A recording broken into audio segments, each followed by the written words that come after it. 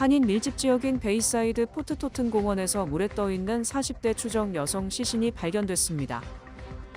트럼프 행정부가 30년 이상 금지해온 불법 취업자들의 납세 정보까지 부처간 공유하고 수일 내로 체포작전을 펼칠 것으로 보입니다. 뉴욕시가 4월 16일부터 한층 강화된 차량 번호판 가림막 금지 규정을 시행합니다.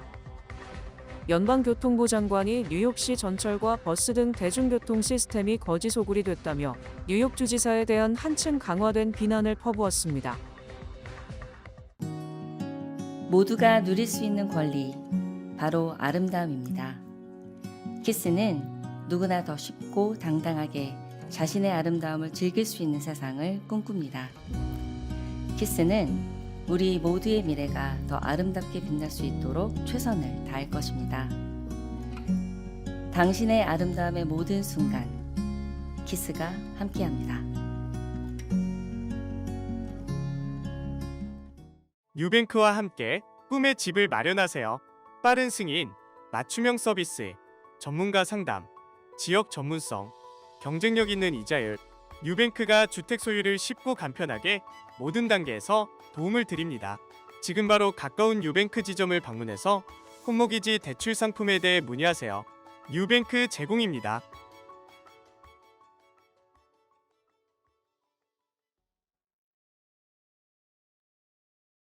한인 밀집 지역인 베이사이드 포트토튼 공원에서 물에 떠있는 40대 추정 여성 시신이 발견됐습니다. 경찰은 23일 오전 11시경 911 신고를 받고 베이사이드 소재 포트토튼으로 출동했습니다. 많은 주민들이 산책과 낚시를 즐기는 이곳에서 여성 시신이 발견돼 주민들에게 적잖은 충격을 줬습니다. 경찰은 여성 시신이 발견된 근처에서 피가 범벅된 흰색 벤츠 메르세데스 세단을 발견했습니다. 자동차 내부 운전석에 많은 양의 피와 운전석 쪽 뒷문에도 피가 묻어 있었습니다. 뉴욕 데일리 뉴스에 따르면 자동차 안에서 칼이 발견됐습니다. 뉴욕시 검시관은 여성의 시신을 부검해 사망 원인을 조사할 계획입니다. 이번 사건을 수사 중인 뉴욕시경은 인근에 설치된 CCTV 영상과 현장에 있었던 주민들의 증언을 토대로 수사를 확대하고 있습니다. 여성의 신원은 아직 공개되지 않았습니다.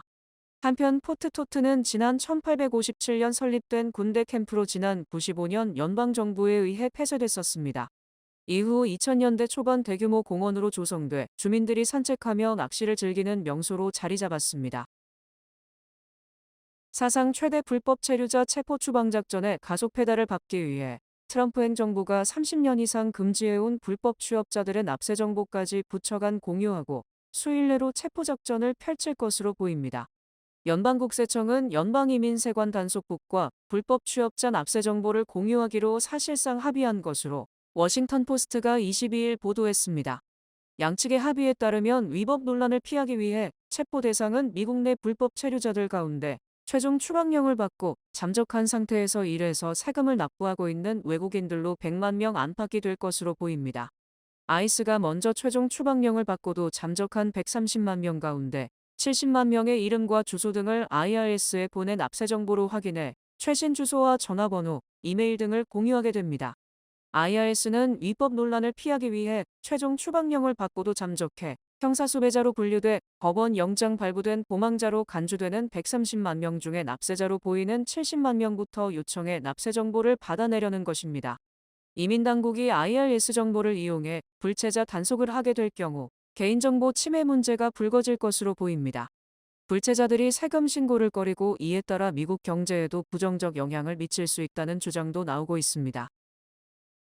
한국에서 온 일가족 3명이 지난 13일 그랜드 캐년 관광을 다녀오다 실종된 지 열흘을 넘긴 가운데 이들의 실종이 당시 발생한 22중 연쇄 추돌 사고와 연관됐을 가능성이 크다는 추정이 나왔습니다. 23일 로스앤젤레스 총영사관과 애리조나주 코코니노 카운티 셰리프국에 따르면 지난 13일 실종된 33세 이지연 씨와 이 씨의 모친 김태희 씨, 이모 김정희 씨의 행적은 24일 현재까지 확인되고 있지 않은 상태입니다. 이런 가운데 코코니노 카운티 셰리프국은 실종자들의 휴대전화 신호가 마지막으로 포착된 지역이 당시 겨울 폭풍과 악천후로 발생한 22중 연쇄 추돌 사고 현장과 시간적 장소적으로 근접한 것으로 확인됐다고 밝혔습니다. 이에 따라 경찰은 이들이 사고에 연루되었을 가능성을 두고 수사를 진행 중이라고 전했습니다. 그러나 경찰은 이들이 사고 발생 전에 사고 지점을 빠져나갔을 가능성이나 사고로 심한 정체를 피하기 위해 내비게이션이 안내하는 우회도로를 따라갔다가 실종됐을 가능성 등 모든 상황을 염두에 두고 수사를 진행하고 있다고 덧붙였습니다. 당초 현지 매체들에서는 연쇄 추돌 사고로 2명이 사망하고 16명이 부상당했다고 보도됐으나 경찰은 아직 조사가 진행 중이라 상황이 변경될 수 있다고 전했습니다. 경찰에 따르면 사고 현장에서 발견된 차량들 중 일부는 심하게 불타 차량 식별 번호조차 확인할 수 없는 상태입니다. 한편 실종자들은 지난 17일 샌프란시스코 공항을 통해 한국으로 귀국할 예정이었으나 연락이 닿지 않자 한국에 있는 실종자 가족이 16일 밤 외교부를 통해 실종 신고를 접수했습니다. 뉴욕시가 4월 16일부터 한층 강화된 차량 번호판 가림막 금지 규정을 시행하는 가운데 지난해 불법 유령 번호판 및 통행료 고의 미납 차량 단속으로 차량 4천여 대가 압수되고 900여 명이 체포됐습니다. 뉴욕시경과 뉴욕시 교통국은 새로운 차량 번호판 가림막 금지 규정을 한 달간의 계도 기간을 거쳐 4월 16일부터 본격 시행에 돌입할 계획이라고 발표했습니다. 새 규정은 가짜 번호판이나 유령 번호판은 물론 식별이 불가능하도록 가림막을 설치한 번호판 단속을 통해 공공안전을 강화하기 위한 조치의 일환입니다. 플라스틱으로 덮은 번호판 등 새 차량 번호판 가림막 금지 규정을 위반한 경우 최대 $500의 벌금이 부과될 수 있습니다. 또한 주차할 시 번호판과 차량 등록 스티커 등이 보이지 않게 차량 커버를 한 경우도 $50의 벌금이 부과됩니다.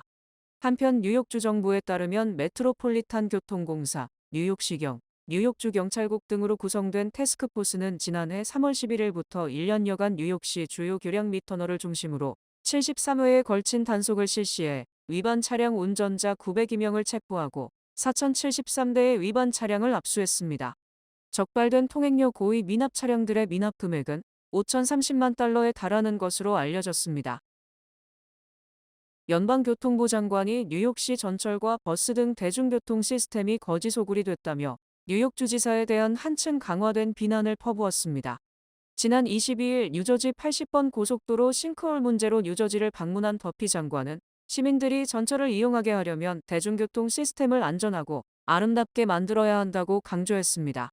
그러면서 캐시 호컬 주지사가 몇 시간 만에 해결할 수 있는 문제를 며칠, 몇 주, 몇 달이 지나도 해결하지 않고 있다고 비난을 퍼부었습니다. 더피 장관은 뉴욕시 대중교통 범죄율을 호컬 주지사의 책임을 물음과 동시에 뉴욕시 대중교통 시스템이 현재 거지 소굴과 같다고 지적했습니다. 연방교통부는 지난 18일 메트로폴리탄 교통공사에 서한을 보내 오는 31일까지 뉴욕시 전철과 버스 등 대중교통 범죄 자료 및 대책 등을 제출하지 않을 경우 연방보조금 지급을 중단하겠다고 압박했습니다. 메트로폴리탄 교통공사는 연방정부로부터 매년 $25억 보조금을 받고 있습니다. 또 2025년부터 2029년까지 계획된 MTA 캐피탈 프로그램의 20%인 $114억 연방 보조금으로 충당될 예정입니다. 한편 맨해튼 교통혼잡세 시행 2달 만에 메트로폴리탄 교통공사는 $1억 통행료를 징수했습니다. 첫 달에는 4,870만 달러, 두 번째 달에는 5,200만 달러의 통행료 수입을 올렸습니다. 도널드 트럼프 행정부가 이민자 50만 명의 법적 지위를 종료시키며 30일 내 출국하라고 명령했습니다. 연방국토안보부는 연방관보 공고를 통해 쿠바, 하이티, 니카라과, 베네수엘라 출신 이민자와 그 직계 가족의 입국 불허 외국인에 대한 범주형 임시 입국 허가 프로그램을 폐지할 것이라고 밝혔습니다. 해당 프로그램으로 미국에 입국한 이민자는 관보 공고 30일 뒤인 다음 달 24일까지 미국을 떠나야 합니다. 임시 입국 허가 제도는 입국이 허가되지 않은 외국인에게 특별한 인도적 사유나 공익이 있을 경우 미국 입국을 일시적으로 허용해주는 제도입니다. 전임 바이든 행정부에서 쿠바, 하이티, 니카라과, 베네수엘라 국민들이 정치적 불안과 경제 위기 등으로 망명이나 임시 입국을 요청하는 경우가 다수 발생했다고 트럼프 행정부는 지적하고 있습니다. 현대자동차그룹이 미국에서 $210억 규모의 신규 투자 계획을 발표했습니다. 정의선 현대차그룹 회장은 24일 백악관 루즈벨트룸에서 도널드 트럼프 대통령이 주재한 발표 행사에서 자동차 생산 분야 $86억, 부품 물류 철강 분야 $61억, 미래 산업 및 에너지 분야 $63억 달러의 투자를 앞으로 약 4년간 집행한다고 발표했습니다. 현대차에 따르면 세부적으로는 자동차 생산 부문에서 곧 문을 열 미국 내 사무공장인 조지아주 소재 현대차 그룹 메타 플랜트 아메리카의 생산 역량을 20만 대 증설해 연간 120만 대 이상의 미국 내 생산 능력을 확보할 예정입니다.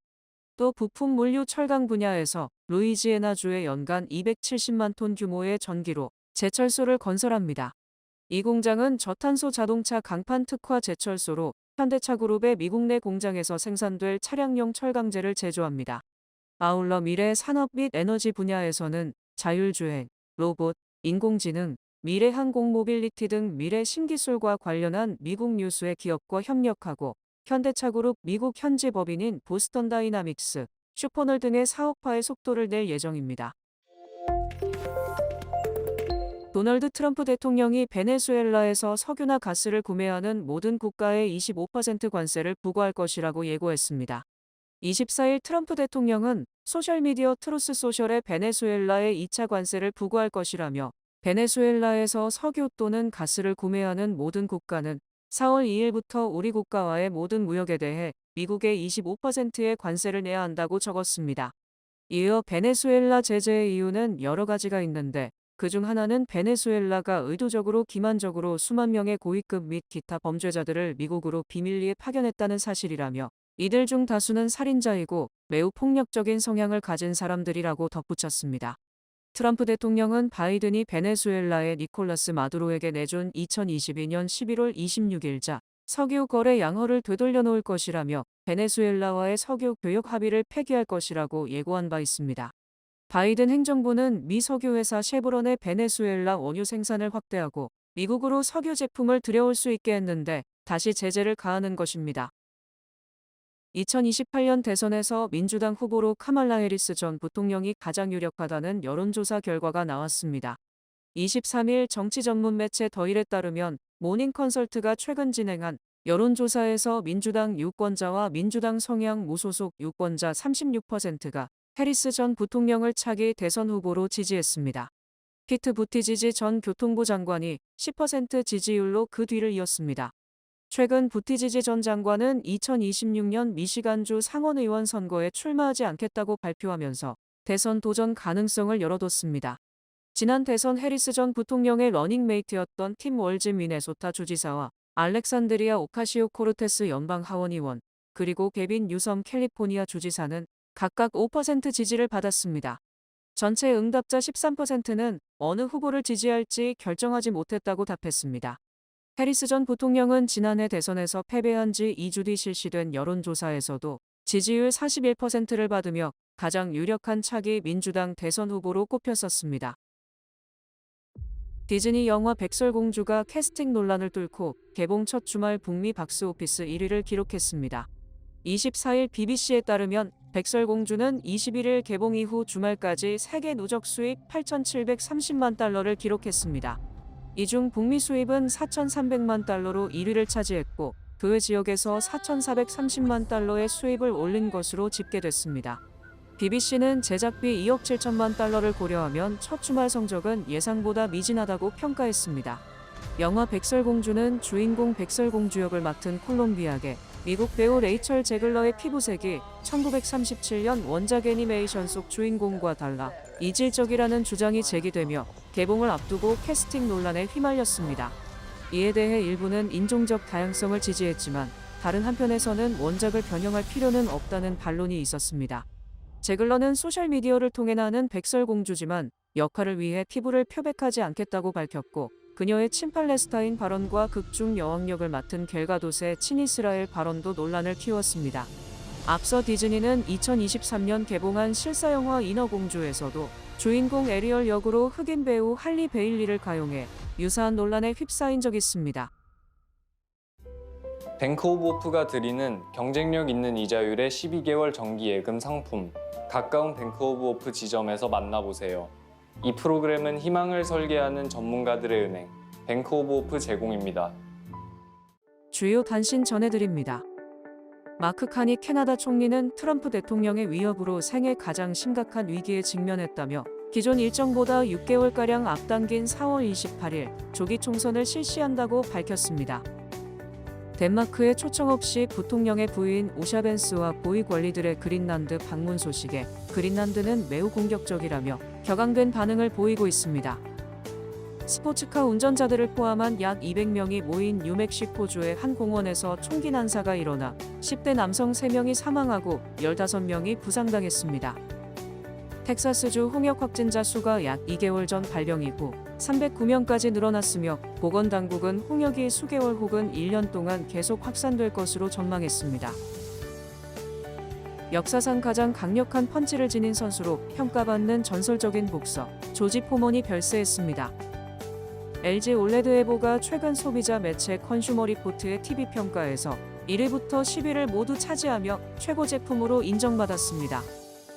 반려견과 함께 비행기를 타려다 저지당한 한 여성이 공항 화장실에서 강아지를 익사시켜 동물학대 혐의로 체포됐습니다. 20일 희망재단은 오는 7월 한국 문경의 글로벌 선진학교에서 열리는 영어 미션 캠프에 참가할 대학생 7명을 선발합니다.